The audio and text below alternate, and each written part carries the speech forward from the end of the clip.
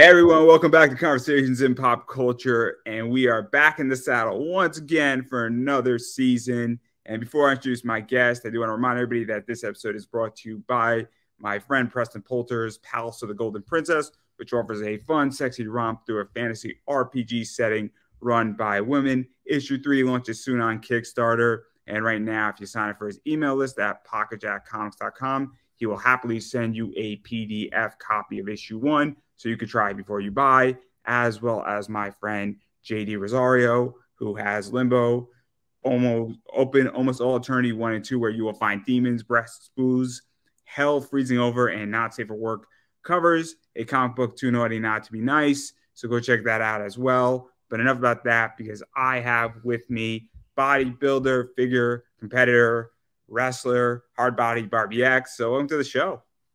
Hi, thank you for having me. Yeah, no, I am very excited because you came across my Twitter feed, partially because of Jen Thomas. And you got a lot of stuff going on that I want to talk about, but I figured that you should probably give a quick introduction on who you are, because some people might know who you are, but some people in my audience might not. And I find what you do to be fascinating. Well, typically, I'm in the gym, but everything I do is physical, so I'm constantly working on my physicality. And I've been a competitor for a few years now.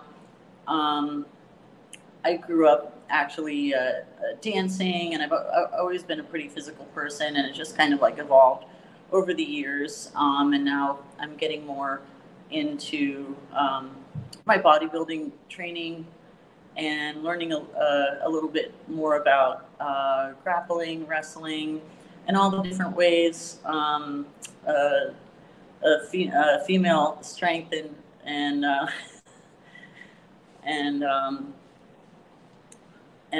competitiveness, and helping other women in the same realm as myself. Yeah, so let's talk about this a little bit, especially the bodybuilding stuff, because I find that to be interesting. I know that you have competed in a lot of figure competitions and NPC Masters. And so how did you get involved in all of that? Because I think some people have an idea of what that looks like. Obviously, people know bodybuilding competitions due to Pumping Iron and Arnold Schwarzenegger. But how did you get involved in all that? Because I did a lot of research, and it is a competitive, tough sport. Yeah, I've always been driven to the more competitive side of things, and it's something I jumped into because my health at the time wasn't really that great. I was lacking in just like self-care, and I also wanted more of a challenge in my life and something outside of work. We can always just get into like the daily grind and not really taking care of ourselves so much. And, I was talking to a friend of mine, and she told me about this bodybuilding competitive group. And I thought, hey, maybe this is, something that'll light a fire under my ass, and I can, I can get excited about things, and like maybe that will turn my health around and too, so I'm somebody that I need kind of an extra edge to really make me feel like I'm living, so I decided just to go for it. And it was like maybe like 2.5 months that coach that I had, he really pushed me, and in 2.5 months, like I was on stage in like a bikini competition. It's something I never thought that I'd really do, and then I got more and more into the muscular part of it and the development part of it. And then I just, after the show, I didn't stop. I wanted to do the next show. I wanted to continue. And then I started learning more and more, like the educational side of it, and studying the physiology. And previously, I had been studying yoga in India. So I always had some interest in the body, its responses, health.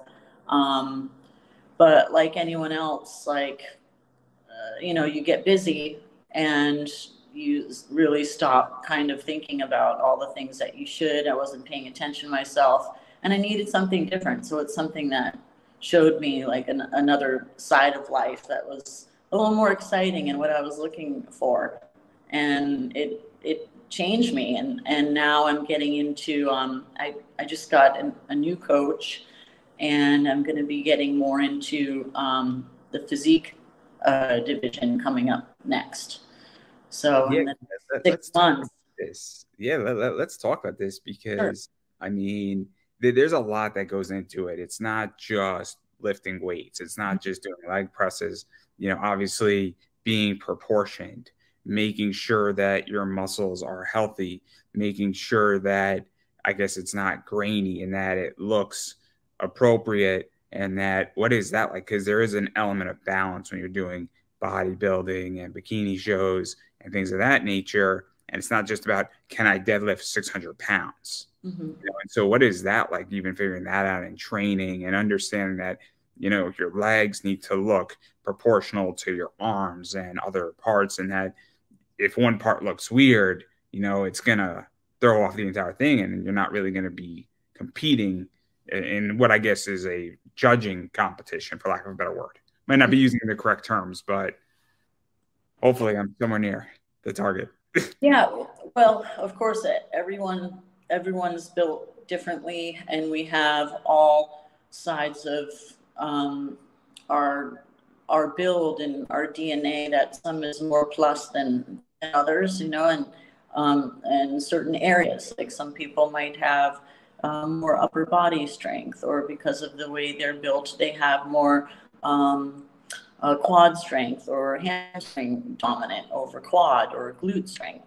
So it's interesting, and actually it's really interesting that you brought that up, because I remember the first competition that I witnessed. I was really overcome by like all of the competitors, and just wow, the men, the women, all the different bodies, and how much like energy they put into their work, and I felt like I was like at the edge of tears. I was like, this is so phenomenal, and everyone is having so much support, and people are just really pushed to the next level with things. And I love that kind of energy.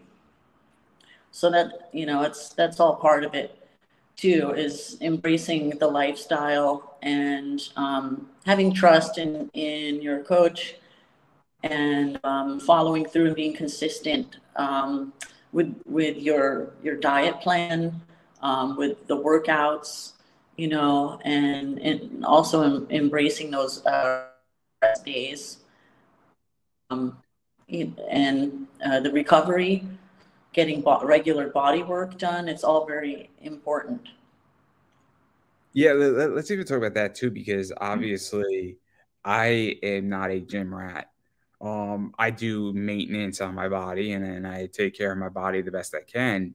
And it is really important. And when you are going to the gym and you are building your physique up and you're making sure that different parts, I mean, you obviously have to do it safely. And I think that's the other thing that sometimes happens with, bodybuilding, is that sometimes lines are crossed and sometimes people push themselves a little too far, and they don't understand maintenance and maintaining their body is just as important as growing it and adding muscle mass. And what is that like? Because it's not just about saying, hey, I could, as I stated before, deadlifting 600 pounds.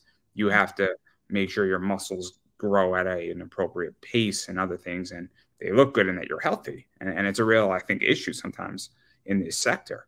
And I know way less about this sector than other things, but I would imagine that it can be a safety issue. Training is, one of the most frequently seen things happen with athletes. I think that it's so easy if you're not getting the proper guidance to just keep going and not getting the rest that you need. You become overtired because, you know, you have most of the growth happens when you're resting and you're getting proper meals. And if you keep moving, you're always just going to be expending all of this energy, and you're not going to be doing the other part of it, which is the growth.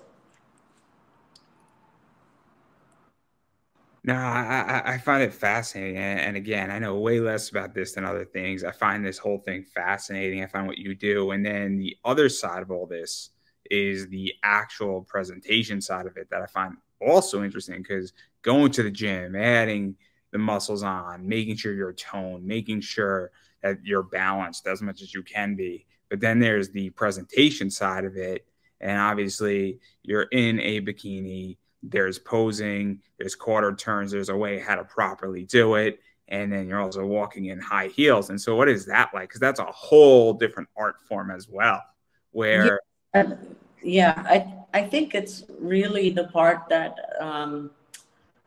I mean, other than being in the gym, I love everything about bodybuilding.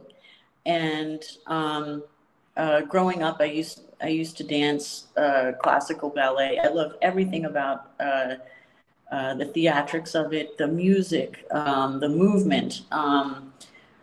It's just so dynamic. And when I became involved in bodybuilding, I finally found that this is something that I can fit into that need that I have for the performance part of it, and the movement of the body, and how you can display what you've created and pass this creative process into really showing and presenting how well you understand the body through those movements and showcasing that. So it's an art form, really, because you have to tie everything together. And I really enjoy the posing aspect of it, whether it's a bikini or a figure. I love the physique pose for men and women, and it's also something I like to help other people with as well, to highlight their plus points in showcasing their work through this artistry. Yeah, no, I mean, I was watching some stuff about it. I find it fascinating. I find that it is, as you were stating, extremely artistic. And I also find that I would imagine it's very empowering for you. And that going on stage and being fit and competing and putting it all together, I would imagine that it's extremely empowering in what you're doing, and that it really shows an element of athleticism that I don't think is usually highlighted with women. And that's what I find that's so interesting, even more so than the men, where I don't typically see this level of athleticism on stage being done. And I would imagine, I don't know, did I lose? Oh, I thought I lost you. That was crazy. Sorry. Here I am thinking that I'm entering dangerous territory and thinking that, oh, snap, she left me. So I would imagine that it's very empowering, and that it actually presents what strong female and what strong women can look like. I would imagine. Yeah, you're right, because I think it's through society and its culture, it's so ingrained.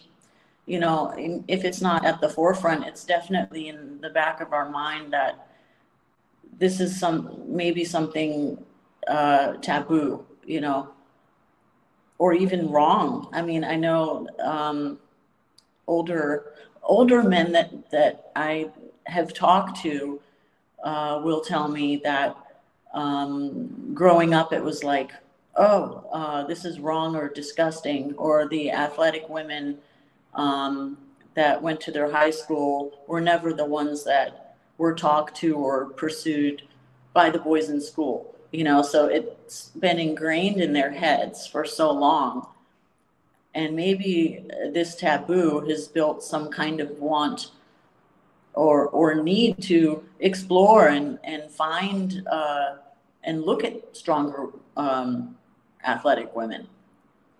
I mean, I have an opinion, and it's controversial, that I think that the whole thing with masculinity and femininity, where I think that there is a problem, where I think that men are looking for strong women. And I think that it's been so demonized that it's actually created a problem for men more than it's created a problem for women. Oh, Where that's interesting. I'd like to hear more about what you think about that. Because when I look for a mate, I am looking for a strong woman, both not just in strength, but obviously in moral compass and morality and being a leader. And I think that a lot of men in our society have that problem where they don't know how to find a strong woman as a partner. And I think it's a real problem. And I think it's rooted in a lot of things. And I think that female bodybuilding at least gives some, I think it would imagine it would give you confidence, it gives women leadership skills. And I think, certain men, and I think a lot of men are looking for that in a woman. And I think there's a problem in our society. I really do. Mm-hmm. And I don't know the answer, but obviously when I see this, I'm looking not necessarily for somebody who could bench press, 300 pounds, but I'm looking for somebody who's a leader. And I think it's a real problem for men, even more so than women right now. And I think we're going to have a real problem in the next 20 years with men and relationships with women based on this, because I don't think men know how to find strong women. And I think there's a lot of them out there, and I don't think they know how to deal with strong women. And I think it's a problem. And that's just what I think. And it's a very controversial opinion, but I don't think I'm alone. I think that you hit the nail on the head, because, okay, when women do anything physical, it's almost like, oh, wait, what's going on here? Why are we looking at that? That's not something that's attractive. Or women, women can be doing anything physical, and it's looked at as being completely sexually risque. And then on top of that, if we're open to suggesting something risque, then it's like, whoa, no way. That's not for you. That's not your territory at all. So I like to be the person that, kind of allows people to ask these questions and to take a look at women differently, because I love women in all their power, and my, strong friends, my strong sisters. I'm a big fan of the women's UFC division. I'm a big Amanda Nunes fan. I think she's a beast. I think Ronda Rousey was a beast in UFC. I didn't like her run in WWE. I'll say that. But I don't think that was an athletic problem. I just think that she just didn't have it. But that's a different thing completely. But in UFC, Ronda was great. I love seeing Ronda fight in UFC. I love seeing Amanda Nunes fight in UFC. In fact, I love the WNBA more than the NBA. I think it's more of a team sport, to be quite honest. I can't get into women's soccer, but that's because I'm not a soccer fan. But I appreciate the effort. But I love the WNBA. I think it's better than the NBA in a lot of ways. I think the games are better. I think it's actually more competitive. And I think there's a real problem where I think a lot of people just don't know how to say, hey, this is cool and this is interesting and I like seeing it. But I think with certain things like UFC, I think barriers have been massively broken down in that reign on a physical strength level. And then I think what's starting to happen too is that I think it's a self-confidence issue with men, where I am not intimidated by a woman being my boss in any stretch of the imagination. But some people are, and that's a them problem. But obviously it's been rooted in society, and I think this is why we're going to have a problem with men. I really do. I think a lot of men need to learn how to be men again. And being a man is not that of being intimidated by a woman who is, leading you. And that's just how I feel. It's a very controversial position. Yeah, and all it takes is really being on equal footing, male or female or whatever sexuality you are, just being on equal footing and accepting of that. And I think that you're very far advanced in your liking and acceptance and knowledge about women in in um, in sports, the athletic side of things. So, because you have to understand, and I say this because like there's people like they don't even embrace family members that are women to be just going to the gym for an hour. You know, it's almost like an hour is too much for the mom of the family, or you know, the female to leave and do something for herself, and then it's like questioned. You know, I mean, this really happens, you know, in the lives of females, and it's questioned what her body's going to look like. The first thing, you know, as if it's, you know, a grab bag for everybody to take part in what she should be looking like, because she's a commodity or a figure to represent for the husband or the family, or, you know, and that's just normal. It's been normal. It's been a normal part of women's lives that everybody has something to say about what they're doing, especially when it has to come to their physicality. I agree. I agree. I mean, when I'll be honest about this again, I'll say something controversial. I want my wife, my girlfriend, my fiance to be healthy, because I want to spend a lot of time with her, and I want to live a relationship with her for 40, 50 years. And I want her to be there for my kids and then for her kids. And obviously, I'm not interested where she doesn't need to look like a supermodel, but I want her to be healthy. I don't think that is so offensive, where that's the idea. And I want her to make me want to be healthy too. It's a two-way street. I don't think it's a one-way street. But I do agree that people have been objectified without a doubt. I mean, I'm in the pop culture space, and we look at things like cosplay and other things. I mean, that's been an objectified position indefinitely. I buy and sell bag or art comics, and there's objectification with it, but also a lot of women are buying that too. So it's a very tricky thing. And I don't know where lines are crossed with objectification right now, because everything's been blurred. Obviously, if there's a cover of Barbie in a bikini on a comic book cover, I don't know if that's objectifying or if that's just Barbie in a bikini. And this is where this gets all tricky versus I know clearly something that's objectifying when it's black and white, but the grays are so complicated. Yeah, like exactly. And I think it's great that people can have a fantasy life and be anybody that they want to be in a fantasy life. And say, like, if I choose to do something like that as a strong woman, maybe for a moment I want to feel like I'm not the person in control. You know what I mean? Maybe I have so much control in my life that, you know what I'm saying? Everybody has something that they want to live out, or, you know, power play, or, you know.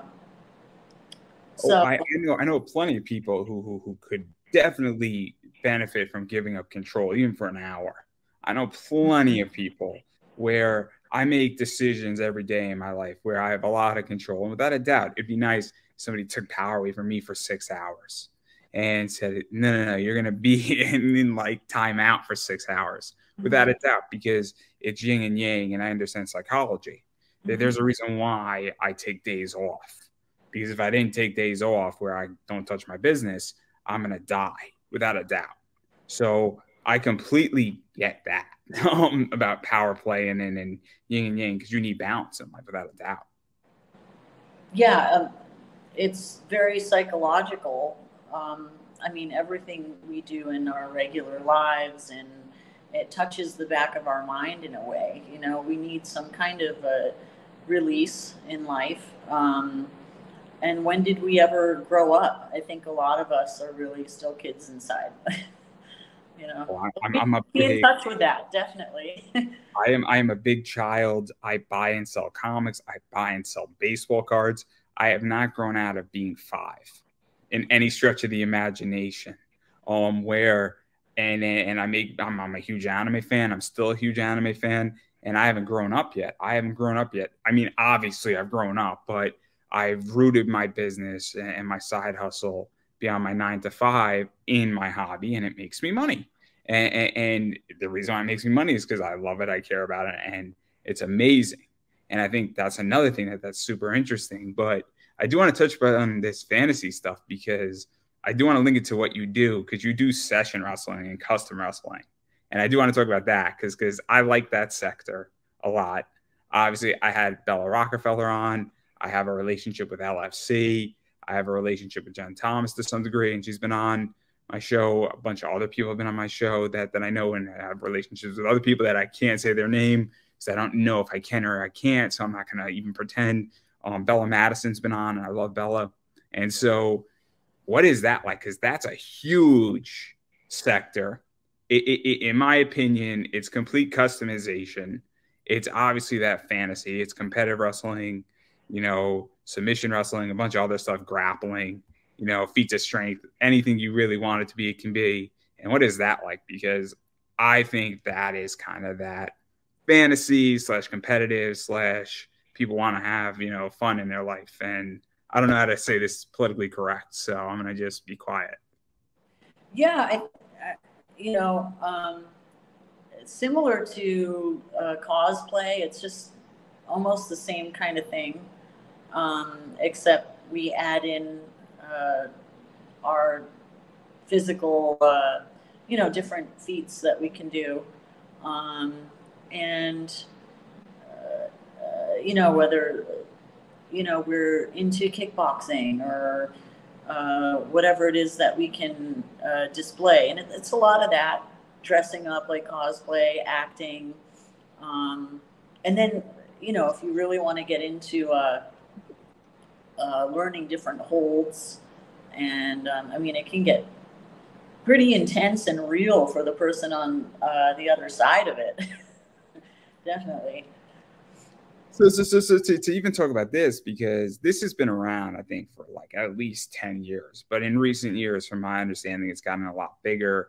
Custom wrestling has gotten way bigger, where you could take two wrestlers you want and book them together. I know plenty of girls on the indies who have made their bills and their rent from custom wrestling videos.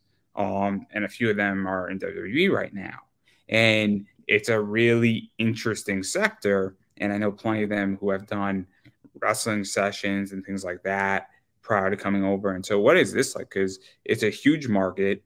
People want to do it. It's a lot of fun. And, people are living out their fantasies. And why not, right? I mean, life is interesting. And so, yeah. and you're jacked. So it's cool, too, because you're muscular and you have this bodybuilding background, and you can actually grapple, which is awesome. I mean, I hate to say that, but I know plenty of women who can't grapple for shit. And so it's kind of very interesting where you have this physique background that kind of makes you legit. Yeah, actually, it's really fun. It's something that I just got into just about a year ago, and it is what I do like full time to make a living. I'm either doing that, or I'm at the gym, or I'm working on my website to, help women in their avenues with it. So it's something that's like a full-time thing for me. I really enjoy like getting into the wrestling aspect this past year, and grappling, and it's just it's really cool. Like I have like not too much like experience with it, but I feel like I'm learning a lot. And in general, I just love the whole like role play and acting part of it. And it's so much fun. And the other girls are great. I love them. The community is so much fun to be a part of. And I really like collaborating with them and making like different custom videos and things. And it's a riot. It's so much fun. I have a good time. Let's even talk about that, because this is one of the things that I think is also interesting, and it's one of the problems that I think people have in comics and content creation is protecting your content. When you build make a custom video, how do you protect your content? And I think that's a really big issue right now, where I don't know if anybody is stealing any of my YouTube videos.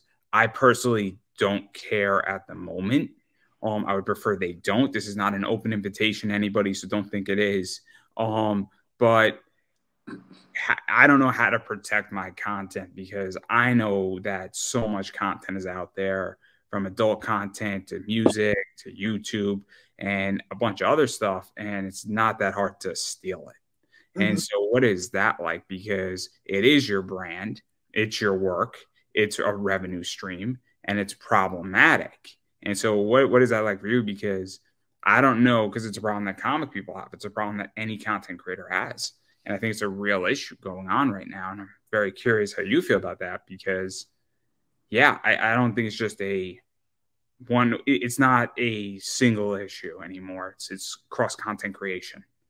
Yeah, there's a lot of issues right now with security, or even with the videos getting taken down off certain platforms because they're fighting, or play fighting.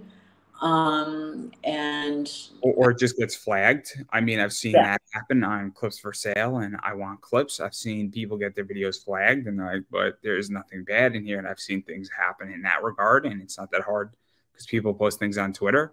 And so it's really complicated, because we're now not talking about, and sorry to cut you off, but we're not talking about for fun anymore. This is a revenue stream, and this is your livelihood in certain ways. That's why I'm creating my site.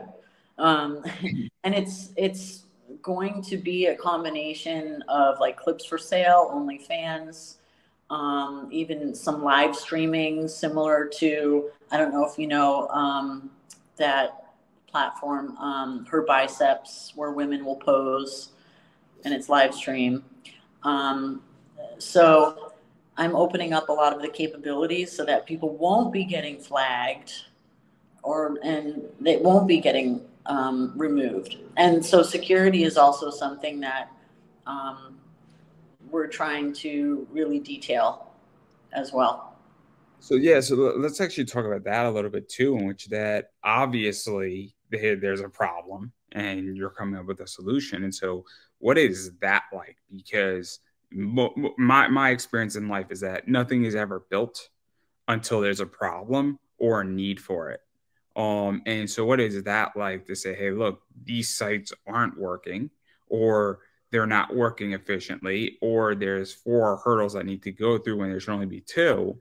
And so what is that like to say, hey, I want to solve a problem, and that for myself as an individual, but then other people can use it too? Because I think that's really what it comes down to. Yeah, because it's all of us, and we're all working together. So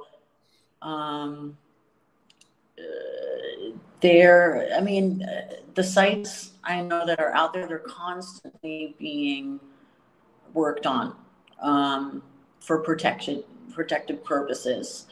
And we get a lot of people that contact us just to harass us too. That's another big issue. I don't know if you know about that, but it's more of like an issue in our industry, or people pretending or impersonating other people. So we're trying to put a stop to that. You know the big one, right? That's been going around, where some guy is like, I want you to come out and then have this answer an open challenge. I don't know if you've seen that one on Twitter. No. Oh, this one's interesting. So answer an open challenge, and this guy sent this email to all these female wrestlers, and I don't know who the guy is. I don't know all the details, but the basic premise is that saying, what's your rate? Some guy's going to issue an open challenge. I want you to come out, answer it. Then he calls you a bitch, and then you slap him. And it's just like, it's sent to all these wrestlers, and there's nothing wrong with having a booking like that to start a feud.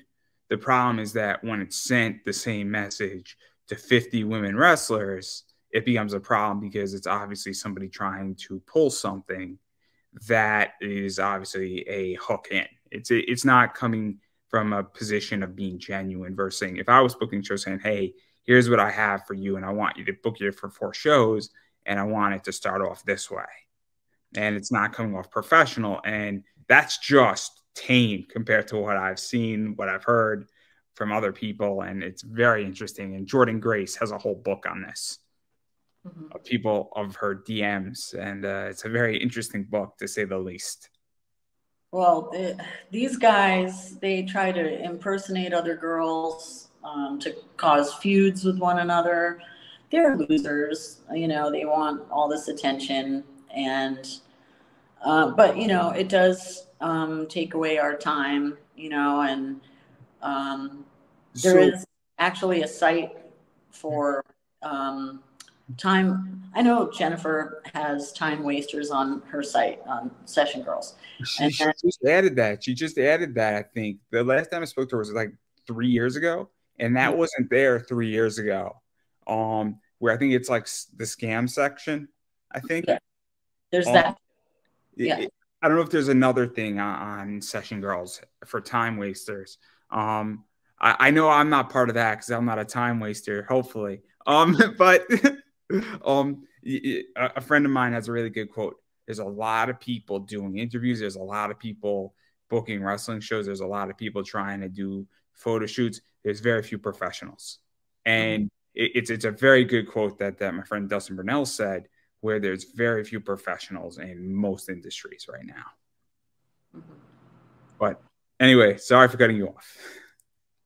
Oh, no, I was just going to elaborate more on like the safety and that side of the site.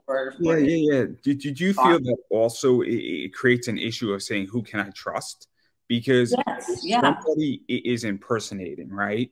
So this is a problem I have looking for interviews. It's actually a problem for me, is that I think that I just want to interview a lot of people. And I would imagine that if you are a male or a female wrestler or comic person, that you might get scammed a lot, or you might get solicited.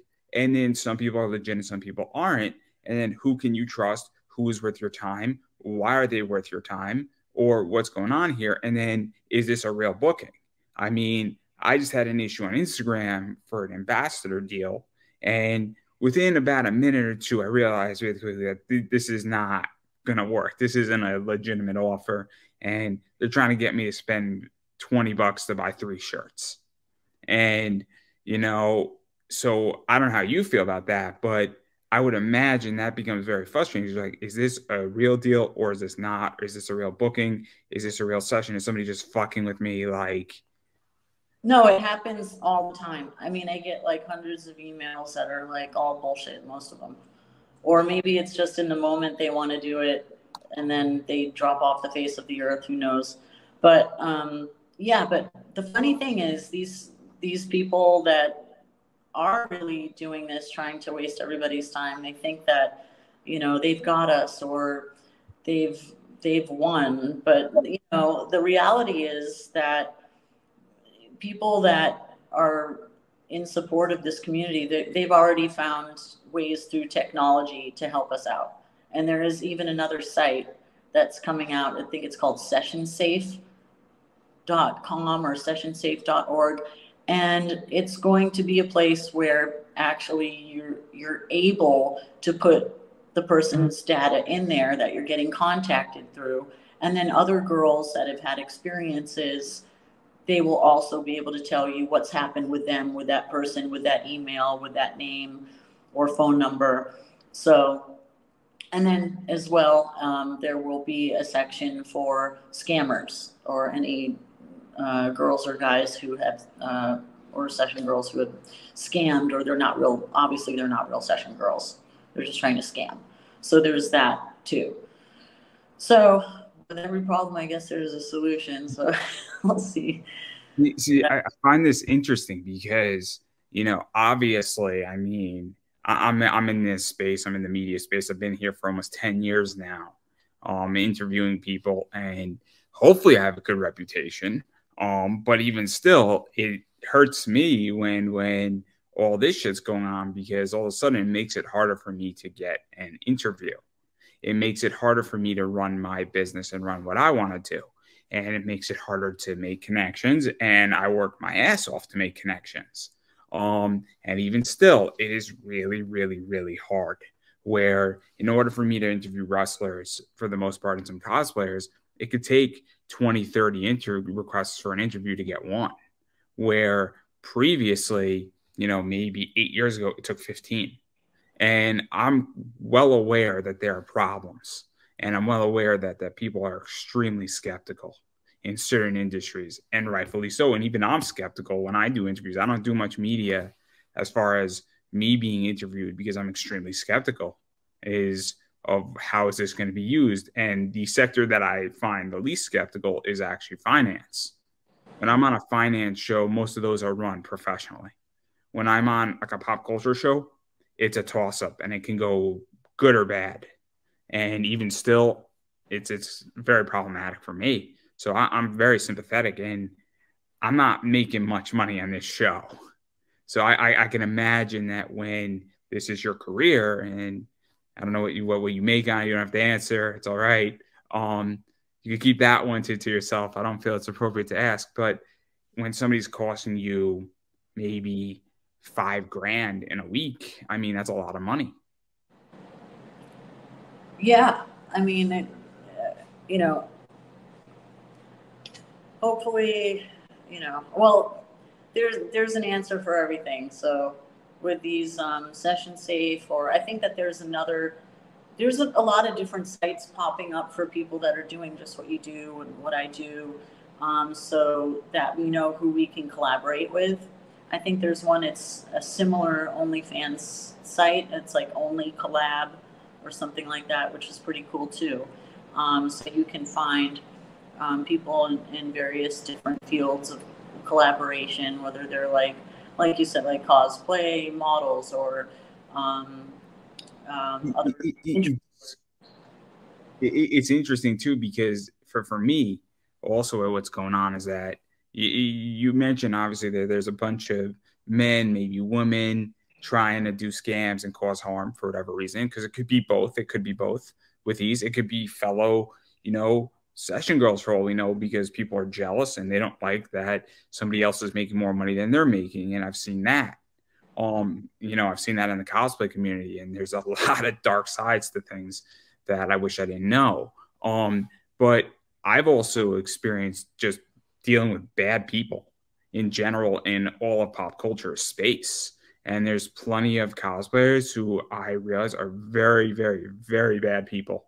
And they're not nice. They're very, on the surface, they're nice. When they're at a con, if somebody's paying for an autograph or a photo, they're absolutely nice. But behind closed doors, they're complete bitches and trash, for lack of a better word. And that's something that is also, I think, really relevant right now, is that there's certain wrestlers that I won't have on my show.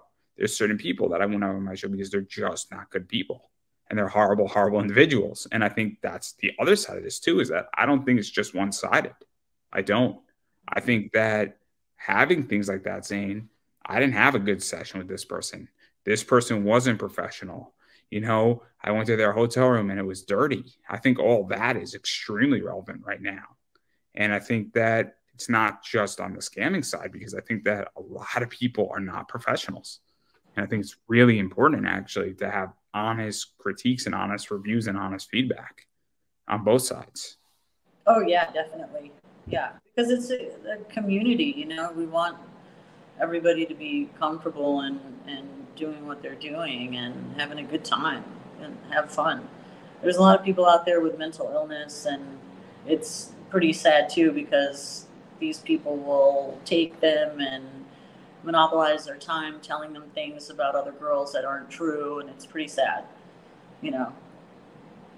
No, I get it, and I understand. I mean, I haven't experienced that, but I can imagine that. I mean, there are people who have disparaged me who have mental illness, and it's well aware and it's well documented in the comic community. And so I've experienced it on that side, and I can imagine it can exist. But I do want to swing back to your website that's dropping, because I think that's interesting. Obviously, I mean, it's not just going to be putting up of streaming, bicep stuff, and I guess quote unquote camming might be a good way to put it, and being able to stream. But there's also going to be other stuff. It's going to be clips for sales as well. And then also, I think you're doing some education stuff too for this, because there is an art to session wrestling. There's an art to doing that, running it professionally. And what is that like? Because education is lacking in a lot of areas right now, in a lot of ways. Yeah, I mean, it's just going to be everything about the community, news in the community, gatherings and things that I know Jennifer does every year. She does the Women on Fire event, which is really cool. And we're all able to get together, and it was in Las Vegas this past June, and that was really fun. A lot of sessions go on there, like in a ring, like real matches go on in a ring, and then there's some like after hour matches, and it's just like a really intense, cool thing to be a part of, if whatever side of it you're on, and yeah, so for the site, I want to be able to keep everybody up to date with the news and things that are going on, the sites that are set up for safety, and of course, links to the Session Girls site, so that we're in a constant communication as we progress in the industry for women and for the people who enjoy us as session wrestlers. Yeah, no. I think it's smart. I think it's important, and I think that obviously, having multiple areas where people could put their content, because I don't think you're going to be exclusive. Where somebody wants to put something on your site and they put it on Clips for Sales and I Want in many vids, I don't know if you're going to be exclusive or demanding exclusivity, but also having your eggs spread across different sites and different components is massively important right now. So I hate to say this, but any site can be shut down at any point by anybody at this point. I mean, it's crystal clear to me that if the U.S. government wanted to shut down OnlyFans, they would do it if they wanted to. Or if they wanted to shut down our Clips for Sales or I Want Clips, they would do it. It's a matter if they want to, and they want that legal battle. And so having multiple sites is so important. And diversification of revenue streams is massively important as well. Yeah, at the moment they're working on the back end of my site, so it's pretty exciting, and I'll be taking the next steps to open up what kind of content that people will be accessible to on the site, and that's going to include wrestling and fighting. It's a part of it. People can see it live happening on the UFC. Why can't they see it as a clip for sale or something on my site or anybody else's site? Doesn't make sense to me why that they would shut it down for those reasons. Oh, I don't think they're just going after wrestling. I think they're going after the whole shebang. And I think it's very complicated, and I'm very pessimistic and I'm very jaded, where I think it's that the government doesn't really care about, it being adult. I think they care about getting their cut of the pie. It's just like everything else: alcohol, marijuana, drugs. They just gambling. They just want their piece of the pie. That's all it is. And that's just my. I agree with you, and I think that it's probably going to be like a long road, but I mean, I'm going to just be doing what I can to keep things moving and going forward so that everyone has a platform, and one that connects in the industry with other sites that are going to be like helping everybody all together, so just to keep it evolving. We'll see what happens, but I'm sure it's going to be a long road. No, no, no. I think it's going to be interesting. I think it's going to be exciting. I mean, I have my website and it was a lot of fun and how that thing evolved and how that thing evolved piece by piece by piece until it became stagnant. But that's a different discussion for a different day. But one of the things that I think is interesting is that obviously you're in this space and you're doing stuff like this. You're doing some adult stuff. I know you're obviously doing wrestling. And so what is that like too? Because you have a lot of, I guess, hands in many different pies might be a good way to put it. And what is that like? Because you're also still, I think, doing the competitions. And that's what makes you so fascinating to me is that you're not just doing one thing. You're doing a little bit of everything. And that really creates such a unique brand, I think, where you have a fitness competitor and a bodybuilder who does wrestling, who does some adult stuff, who obviously does some modeling. And it's kind of a unique blend, I think. And I think that's what makes you fascinating. Oh, thanks. Yeah, I mean, I'm just trying to have fun with it. I think that's like one of my favorite things is to collaborate with other people and make the videos. It's just like, for me, it's like, my time off from seriousness in my life. And I mean, like, most of the time, like, I never laugh harder. Like, it's just so much fun for me. I have a really good time doing it. And, yeah, so for me, it's like, it's a part of the balance that I have because I do get, so serious about my training and how my life is like moment to moment. Every couple of hours there's something that I have to do.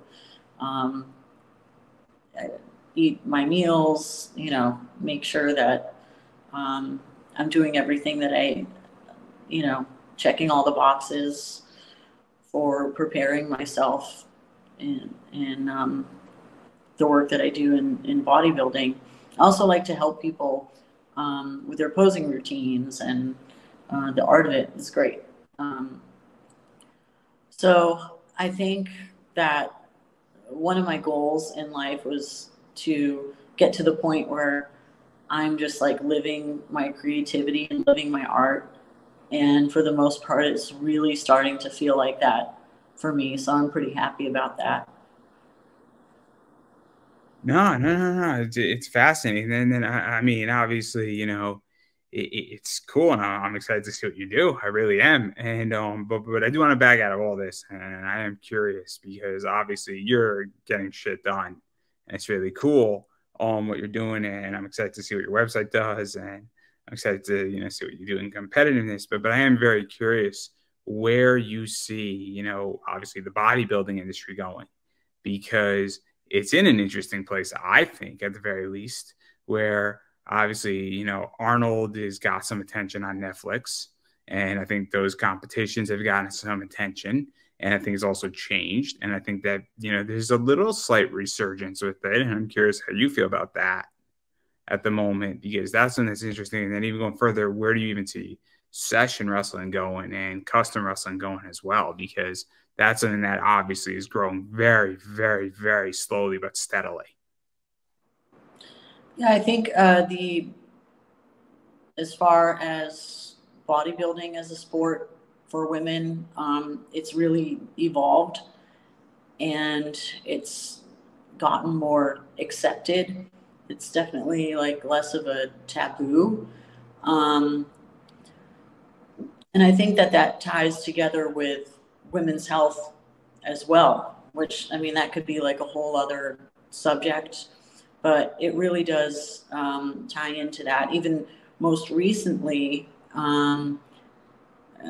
we're seeing more ads for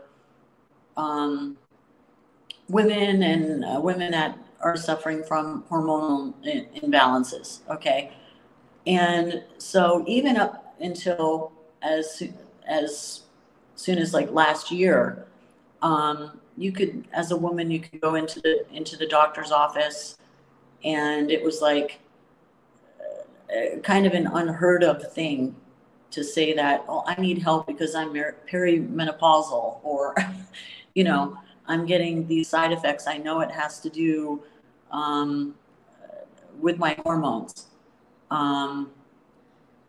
And the funny thing is that it's taken so long for even just general practitioners to help women and accept that, you know, we need help with, you know, beyond just the regular ABCs of healthcare and regular supplements. And, you know, naturally we go through a lot of ups and downs and imbalances and things like this over time. So, and when you're young, they tell you, if that happens to you, just take birth control. And it's kind of ridiculous, because this is a very serious subject, and we really need to be looking at women's, you know, blood work up close and what's exactly going on with these levels. You know, it's a very important part of healthcare. So I think women's health is really becoming more streamlined. So that's great. And as far as the connection between that and fitness, we're going to start to see, I think, a lot more female competitors, you know, not down from actually competing for 1 or 2 years, like myself. I've been down for about 2 years because of hormonal issues, because it's just so hard to get that kind of care. So I think that that in itself, it goes hand in hand, and we're going to see a lot more comfortable competitors out there. No, I'm excited, and I think it's important. And obviously, there's a lot of stuff going on, and I'm not an expert in that field, so you know, I don't know really how to properly respond, but obviously, it's a good thing if women are healthier and they're getting treatment for things, or they're getting the proper treatment, or they're getting, you know, obviously women's fitness. I'm a big supporter of that, just like I am of men's fitness and that growth. So obviously that's a good thing. And however it gets done, as long as the end result is appropriate, is how I feel. Yeah. You know, I think it's so important that we get really close attention to our blood work and how our body is responding. If we've had children, you know, it takes a lot out of us. And, you know, it's like the old fashioned way is, oh, okay, you've had children, or, you know, a lot of nutrients, minerals, things come out of our bones, you know, like we need a lot more close, more help when it comes to detailing our health, I think. Fair enough. I agree.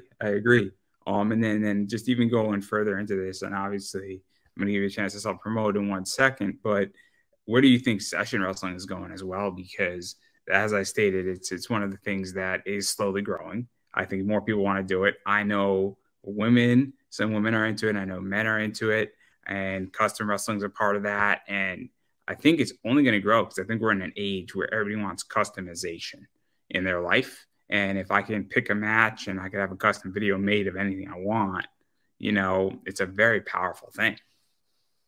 Yeah, some people, they want to see one girl up against another girl. How is that match going to go down, you know? And it's a lot of fun for us to do that if that's what we're into. Yeah, and I think, you know, these sites are definitely going to help people to merge more, you know, become more chances for creativity, and we'll see what happens. No. I'm excited. And I think it's smart. And I think that, you know, obviously anytime people get to become the director and they get to say, hey, I want to book this thing and I got the cash to do it, you know, it's a good thing for society, because it allows a lot of people to be in the director's seat. That's just how I feel. But I digress. I might be the minority here on that point. But I do want to give you a chance to self-promote yourself. You've been speaking for a little bit under an hour. Obviously, you got a lot of stuff going on. I think I put your link tree in, And I think a lot of stuff is in your link tree, but I'm sure I missed a few things. And I know you're on Session Girls. I know you have, you know, bicep cams. I think you have an Instagram. You might have a Twitter. I'm not too sure what else social you got. You might have like a personal website. There's a few others. There's a few others, but where could people find you? Well, I am going to be starting to just move everything over to my own site. I do have a few new clips up on Clips for Sale, and some stuff that I have to edit and load up there too. But my site coming out there is going to be called Muscle Models Inc. And that's going to feature everybody that wants to be a part of it, that is in the session world or in the femdom world or muscle mommies. So it's going to be for all the fit chicks and those that are involved in that world. So some support and shout outs for them. And obviously, I'm going to just say it. I'm going to keep saying it. You have to support people in the wrestling world, in the session world, people who you like, people who you're following on Instagram. You need to support all of those people. And it is super important to do that. And the way you do that is if they have an OnlyFans, you subscribe to it. If they have custom wrestling matches available to buy, you pick that up. You know, if they have merch, you buy that. You follow them on social media. If you want to book your own match, you book your own match. If they're at a show or they're doing something, they're at an event, that's a big thing to do as well. And all that stuff matters, as well as sharing their posts around too is a big thing because it's very helpful in a lot of ways. And, you know, liking and engaging with them on social media is a huge thing, and it makes a huge difference in this space in a lot of ways. And so I can't reiterate that enough. It goes a long way when you follow somebody on Twitter. It goes a long way, or X as it's called now. So that's a big thing, or Instagram too. And then as far as I'm concerned, everything that I'm pushing out, I am Pop Anime Comics on Twitter. I am Pop Anime Comics on Instagram. I'm Pop Anime Comics on Facebook. I am Pop Anime Comics on TikTok. There's a trend here, guys. There's a trend. You can check out my eBay store. I am Pop Anime Comics on eBay. Pop Anime Comics Collectibles on eBay, I should say. And obviously I have all that stuff out there, as well as you can check out my sponsors and check out what they're doing. Again, you know, my friend Preston's book, Palace of the Golden Princess, and Limbo by my friend JD Rosario. Two great projects you could check out if you're interested in comics. Otherwise, all that fun stuff. And YouTube too is Pop Anime Comics. So on that note, though, I'm going to give you the final word. Oh, well, I want to go check out the Pop Anime Comics too. I grew up loving Wonder Woman. I'm kind of old school, so that's always been my thing.